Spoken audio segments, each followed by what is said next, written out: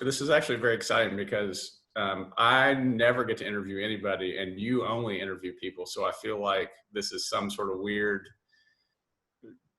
other world in which we have flipped roles. So for this day, I get to play the interviewee. The black hole of interviewing. I just want to say, I think I like the term competitive interviewing that we used earlier today. I think this is going to be a competitive interview because I am wholly uncomfortable with the idea of being interviewed. So everything you ask, I'm coming right back at you. I know it's going to be good. It's good for you. It's actually good for me, but better for you. So we're going to start. So my and already kind of failing as an interviewer, you're not supposed to say my first question is, but I'm going to say my first question. So as you may remember, I was a soccer coach for both of my sons and basketball coach, but soccer coach for both of them when they were younger. And if you've ever watched, particularly when they're 5 and 6 year old, that's when you're playing 3v3.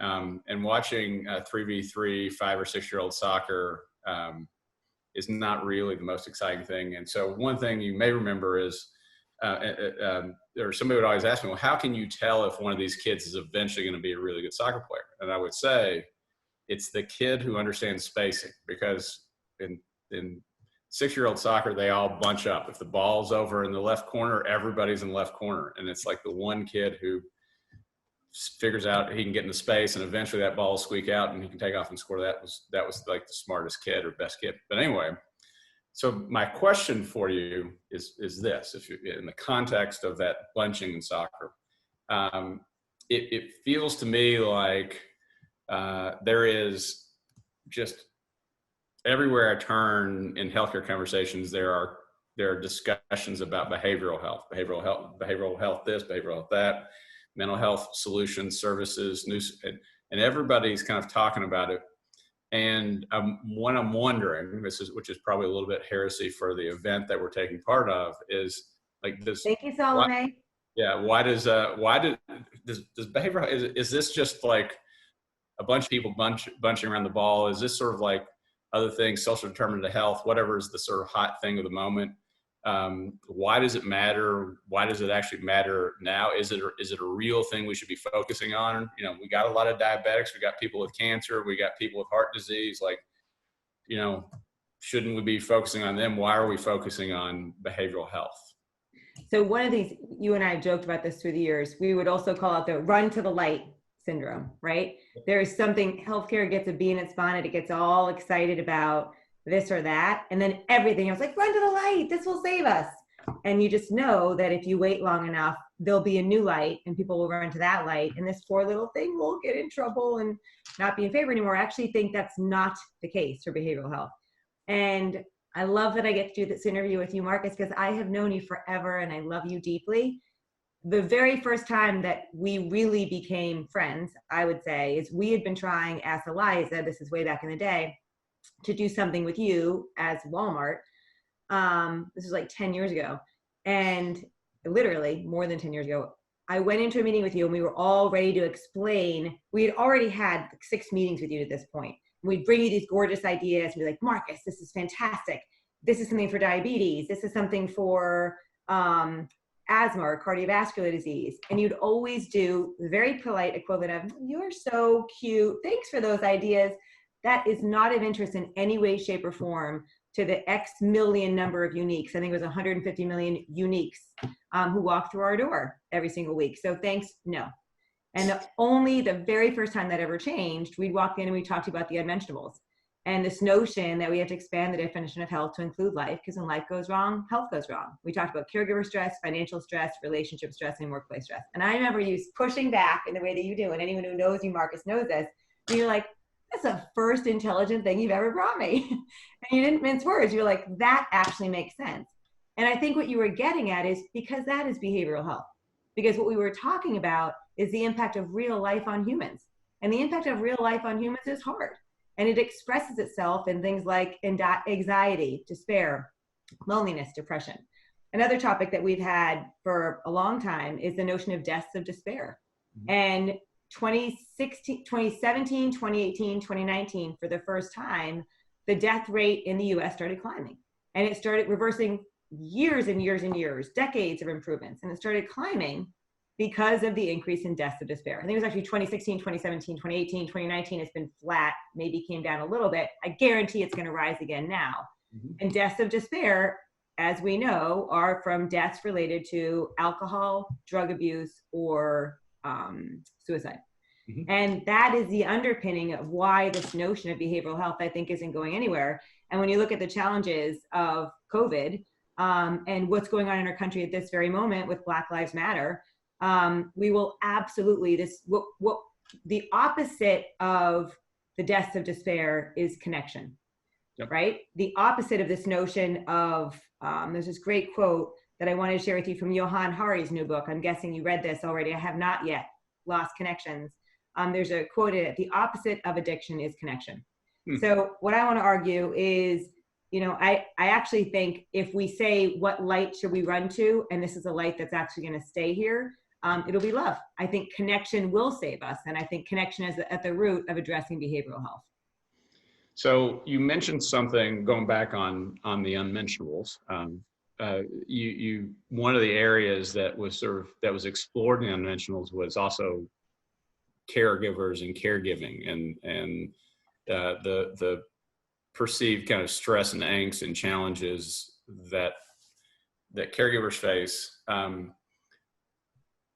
But again, I'll sort of same kind of question as on behavioral health. Like, there seem to be lots and lots of conversations happening today around caregivers. And when I talk about caregivers, I mean, I know it's, in some ways that term has been a little bit, not usurped, but kind of broadened. You have caregivers who are physicians and nurse practitioners and nurses who are working.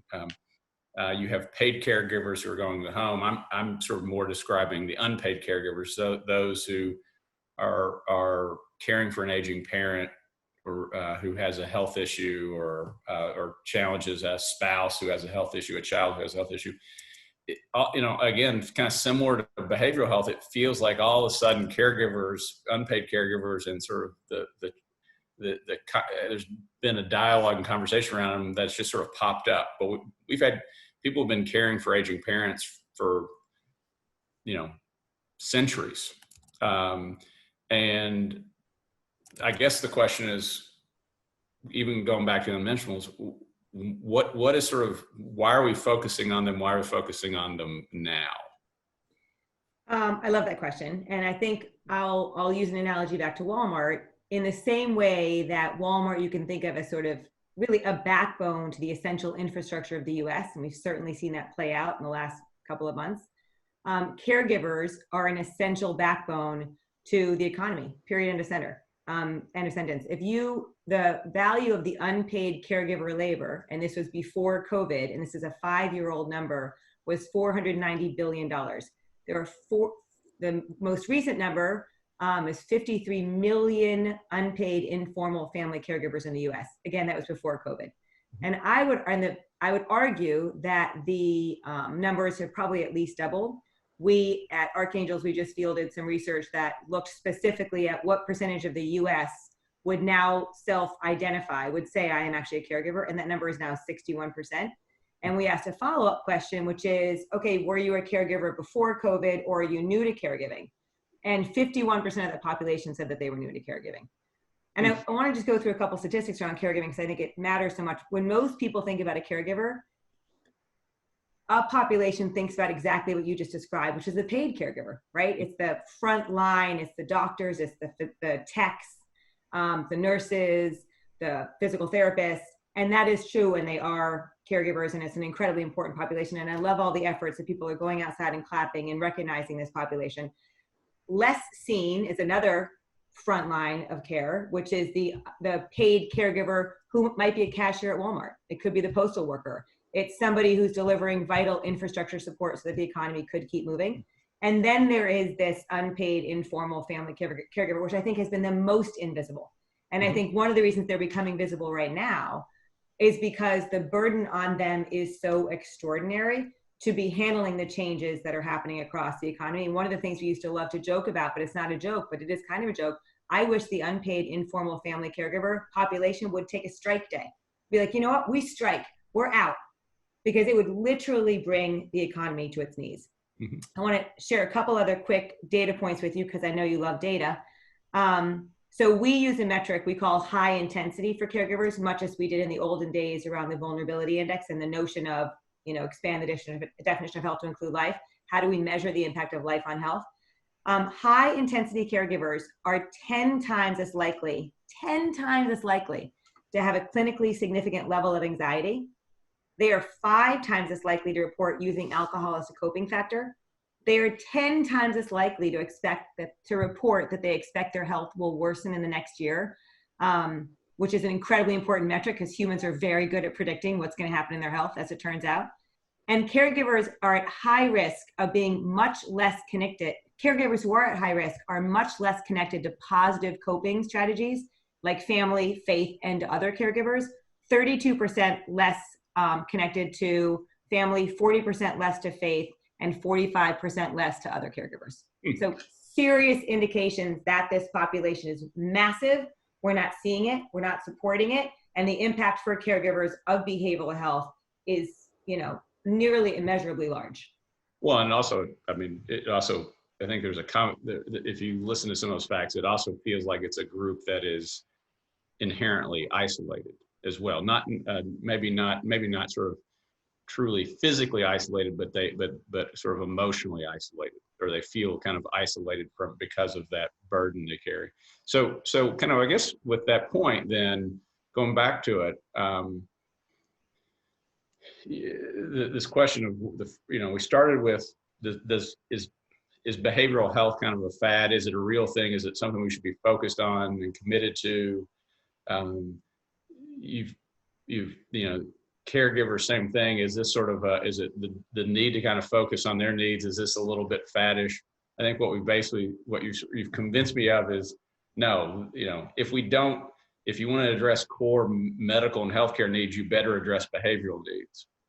And fundamentally, if you believe that given this kind of size of the population, the challenges they face, and the impact on their own health, where I think you sort of allude to it, that the second you become a caregiver for an aging parent, for example, your own health is going to deteriorate faster than it may have been. Whatever the trajectory was, it's going to get because of that sort of burden. So walk me through a little bit more that intersection between behavioral health is something we need to focus on, and caregivers we need to focus on. How do we actually think about that intersection between behavioral health and caregivers? Because for me, when I think about behavioral health, honestly, I think a lot of the focus is on just generalized sort of mental health issues, stress, anxiety, depression. It's kind of core. A lot of behavioral health is also focused on that kind of smaller subset of individuals who have an underlying diagnosable clinical mental health illness. So clinical depression, schizophrenia, other things. I think a lot of behavioral health is around, as you describe, addiction support. So how do we deal with opioid crisis in America? How do we still deal with the fact that we've got, a lot of alcohol addiction and other sort of forms of substance abuse? How does that, but a lot of that is kind of generalized to the entire population. How is behavioral health for caregivers? Is it the need for behavioral health solutions the same, or is it different for caregivers? And what is it about, what do caregivers need from a behavioral health perspective? So I would say, I think behavioral health and caregiving are inextricably linked. Okay. I think you can't tease the two out of each other.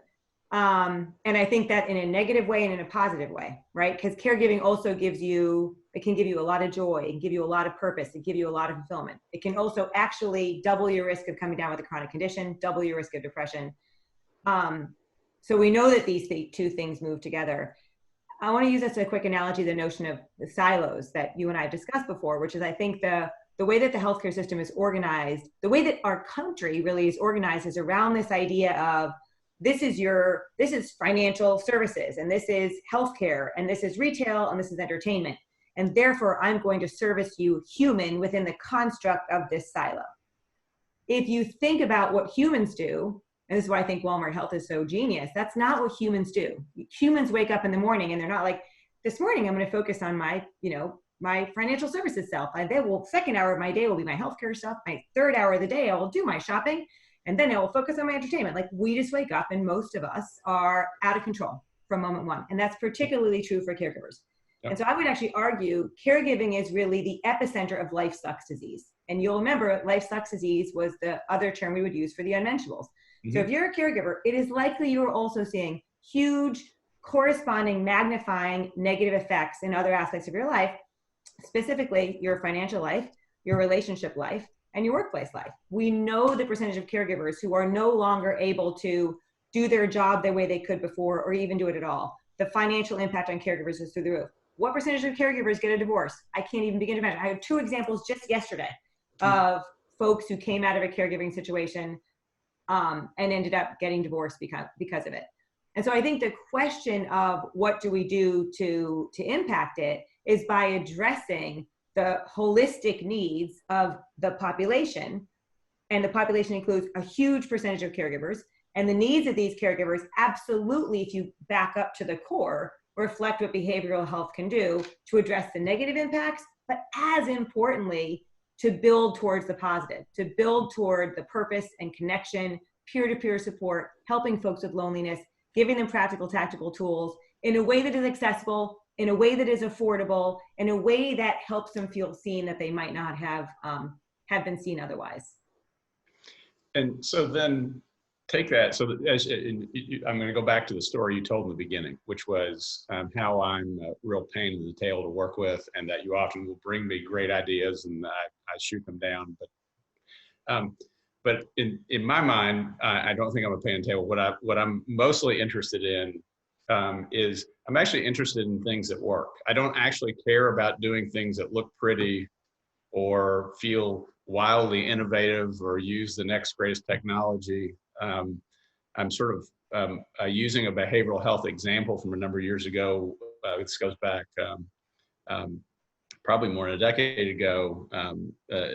Alex Hurd, the other Alex in my life, Alex Hurd, who you know, was working on a tobacco cessation program, and there was all these sort of big programs that got put in front of them that involved, call centers where nurses called and checked in on you every day, and it was, wildly labor intensive. And the irony in the end, the best solution that we ever saw was this simple bot-driven texting deal, which is just a robot would send a note to somebody in the morning, just to say, how are you feeling? And would sort of carry on what would be a very sort of basic dialogue with an individual. And for some reason, that was like a wildly successful way to engage people, to kind of, as if you were struggling, that was just sort of enough to kind of keep them going, to kind of nudge them to just keep going on.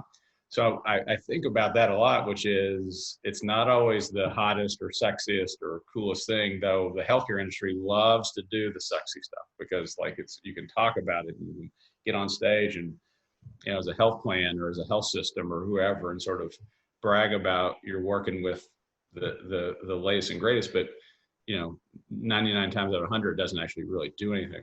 So I'm interested in this space. If what does good look like? What does getting it right look like? If I'm trying to address the behavioral health challenges that face caregivers, regardless of whether I'm a health plan or an employer, or I've got caregivers who work for me as associates, or I'm one of the blues and I've got caregivers in my plan, or I'm a health system who has caregivers sort of walking in the door, or I'm whatever it is. I'm a community leader. What does getting it right look like? What does good look like? What does that sort of optimal solution for caregivers from a behavioral health perspective look like? Well, of course, I have to start by saying you're actually wonderful to work with, and I really do love you madly. And I want to thank you, because you being insistent upon us focusing on what mattered. Let's be clear, 50% of the US goes through Walmart every single week. And that gives you and they aren't often the 50% that we're necessarily interacting with in the leadership teams at some of these big health plans as an example. And I think that gives you a rawness. It gives you a consistent exposure to what is really waking most people up in the middle of the night. And that was fantastic feedback to us, because it helped us refocus on, if we really want to do what we're saying we're going to do, which is to help fix foundational health, what does that look like? And it looks like doing something that matters for real people in a sustainable and scalable way. So I do love you, as it turns out. And I like when you're mean to me, because that's why I became a cashier at Walmart, again, because you were mean to me. So I appreciate it. So what I'm going to frame it in a platform that we've been working on a lot, that I love, love, love, love, love. With a caveat, I was on a call earlier today where it was about technology ostensibly. And I think there's technology can be a weapon or it can be a tool. And in the current world, I think often we identify a problem and then we look for a technology solution. And Molly Coy was on this call. I love Molly. And she said she did a beautiful job articulating what we learned at Eliza. It's really more that you have a problem and you look for a solution, and then you look at what things help feed that solution. And technology is an aspect, but so too are all these other aspects, right? So you shouldn't be technology in search of a problem. You should be a problem in search of solutions, for which technology is one. And that's true in behavioral health too. Let's never forget the value of human to human interactions. So the term that we use for our platform is look, love, lift. And it's very straightforward. It's the idea, and this is what I would say to the entire, population, whether you're an employer, whether you're a health plan, whether you are a social worker, whether you are a community YMCA in your community, we need to be looking for caregivers wherever we are, because they are everywhere and they don't look exactly like what we might expect. We know that 45% of caregivers are men. We know that 1 in 4 caregivers are millennial. We know that by the time you are a millennial, that split between male, female is 50-50. But that's not what most people think of, right? So let's expand our definition of what a caregiver is to be like, oh my God, caregivers everywhere. And then let's take a minute and recognize that what they are doing is love, right? And that we should be loving on them for it. And that last part is a lift. And the first notion of a lift could be something as straightforward as, when you see somebody's being a caregiver, that you say, thank you so much for what you're doing. I see you. And then there are so many other examples of lifts that you could do. Important in that first concept of looking at folks loving on the giving lift is changing the culture. We used to, around the caregiving space, say, hey, caregivers, you need to self-identify. And we did this too. At ARCHANGELS, we'd be like, we help caregivers self-identify. And then one day we realized, well, that's kind of mean of us, because that's putting yet another to-do list on the caregiver. The caregiver doesn't need more to do. Right. We need to flip that and say, our job is to help caregivers be seen. We need to create cultures and ecosystems and infrastructures that make it impossible for us not to see caregivers, not to look for them, love on them, and then lift them up. And that lifting up, in addition to the thank you, can also include things like connecting people to resources that exist. And those resources that exist can be things as straightforward as someone like them, right? So all employers should be putting together opportunities for caregivers to be seen, and then to find someone like them, because that other caregiver, that peer-to-peer support, is going to do a couple of things. First and foremost, it's going to help that individual, that caregiver, feel less alone. And caregivers often feel alone. Caregivers often feel shame. And we know that shame is just a conversation waiting to be had. And if we want to normalize the ecosystem, our country, and culture, if we change the conversation, we will change culture. So if we can get individuals to start talking about the fact that they're a caregiver, they'll be able to talk with each other. They'll both feel less alone. We know the power of that. And in the process, they will share tips with each other. Caregivers are really smart. Experienced caregivers have solved a lot of problems. Employers, by the way, caregivers are multitaskers. Any employer listening, hire as many caregivers as you can. They can get SHIT done. So I think that notion of, if you've got this peer-to-peer opportunity for folks, a lot of this stuff will take care of itself. And then there's the additional opportunity to actually connect them to resources that you, as whatever this entity is, has vetted, has curated, so that you know that it's actually valuable. So that could be, this could be where technology solutions come in. This is where, obviously, things that take tasks off a caregiver's plate, where caregivers really need is someone to take some of these tasks off their plate so they can get stuff done. And I think that notion of, in the process of actually connecting them, you're creating this time, you're creating this resource, gets us back to the last point. Another key thing that we can all be doing for caregivers is helping them get sleep. Because one of the things that caregivers really lack is sleep, and we know the impact that that has. So I want to share one other quick set of quick set of statistics. In our own data, we see a 62% increase in the likelihood of depression, anxiety, and stress when we compare people who've had negative sleep changes to those who had no changes at all. And for Gen X, it's even more pronounced with a 76% increase. For men, it's 75% of an increase versus for women, it's 56%. So both humongous numbers. In this case, again, bucking that perspective that's only for women. This is a huge issue for guys, manifesting in sleep. So help people sleep. Now, my last point is get folks a navigator. So get them a peer and get them a navigator. And that navigator is going to listen to their particular situation. They're going to know what resources exist within that organization, within that company, within that health plan, but they're also going to know the resources that exist across that community. Yeah, and I want to maybe on that, I'm sort of mindful that there's this science that exists that looks at success. It's largely been around success of children. Why is this child successful and this other child maybe wasn't as successful? And it could be success meaning in grades. Success could be, down the road, are you successful getting a job that you make a lot of money? But success is also about, are you in a healthy, are you able to enter into and sustain healthy relationships? Or do you engage in community activities? Do you become a community leader, run for political office, join community organizations, support your church, those kind of things. So the definition of success is sort of broad, but the science behind it actually, what it shows is it's not that we're born special. It's not our genes or anything.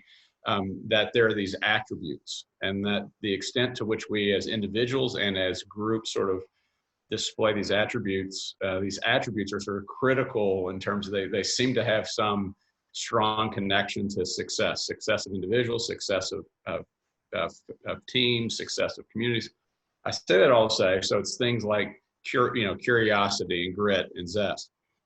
But one of the 7 key attributes that, if you sort of look at it, is gratitude, right? And so when you think about how do you actually help, and one of the things I want to sort of call out as my sort of in comment here, that you talked about the work you've done with Archangels. What was interesting was that insight that we don't actually need more solutions. There are thousands, maybe tens of thousands of solutions, federal, state, community, even hyper local, school, church-based, whatever it might be, that and there actually was surprisingly a lot of money that was out there that could be kind of used to support individuals who are caring for particularly an aging parent in this case. But what we found was those resources weren't being used. And the issue wasn't that the need to go build more of those resources. The issue was, well, how do you actually connect the people who really need them with the people who have them, right?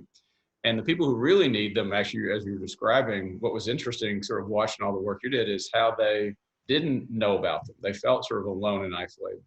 And then I'm sort of struck by one of your points and the work you did with Archangels, and even seeing it sort of come to life in front of a cash register in a Walmart store in Massachusetts, of all kind of random places. For 2660. That's right. But seeing it come to life where this point of gratitude being critical and being a missing element in terms of, as you think about improving the addressing the stress and anxiety that a lot of these caregivers are facing, how do we actually have them understand that we're grateful for what they're doing, that we're all grateful for what we're all doing, right?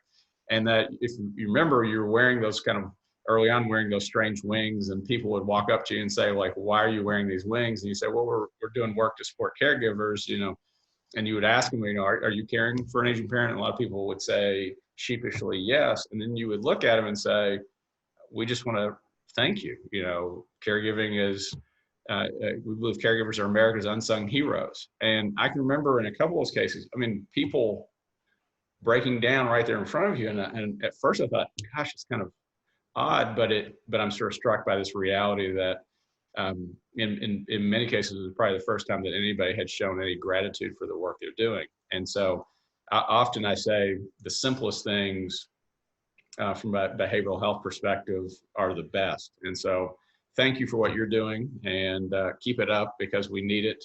We need more. And so thank you. I love you madly, Marcus. And I think you epitomize, if you go back to Look, Love, Lift, you know, what we've learned over time around gratitude is if you give a lift, you get a lift. And there is nothing better for any of us. People say, write down 5 things every day you're grateful for.